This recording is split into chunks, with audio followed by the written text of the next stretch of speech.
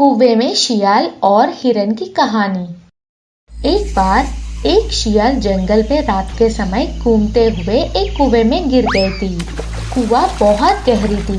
लाख कोशिश के बावजूद भी शियाल बाहर नहीं आ सकी।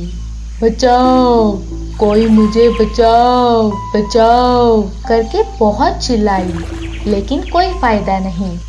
सुबह होने तक चिल्लाते हुए कुएं में ही फंस गई थी शियाल।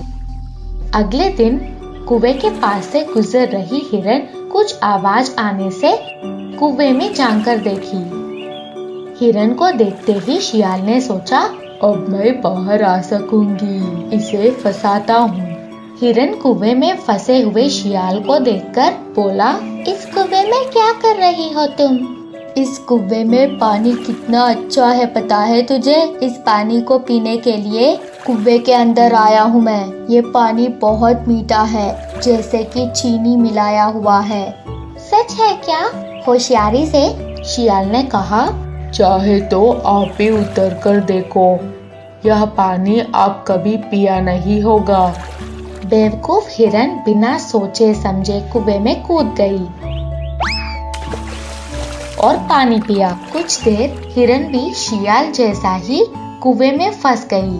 अब बाहर कैसे जाए? शियाल से पूछा हिरन। पहले आपके पीठ पर चढ़कर बाहर जाने के बाद आपको भी बाहर खींचूंगी। अच्छा समझकर हिरन मान लिया। ठीक है। शियाल एकदम से हिरन के पीठ पर चढ़कर बाहर आ गए। बाहर आने के बाद हिरन बाहर आने के लिए शियाल का हाथ मांगा।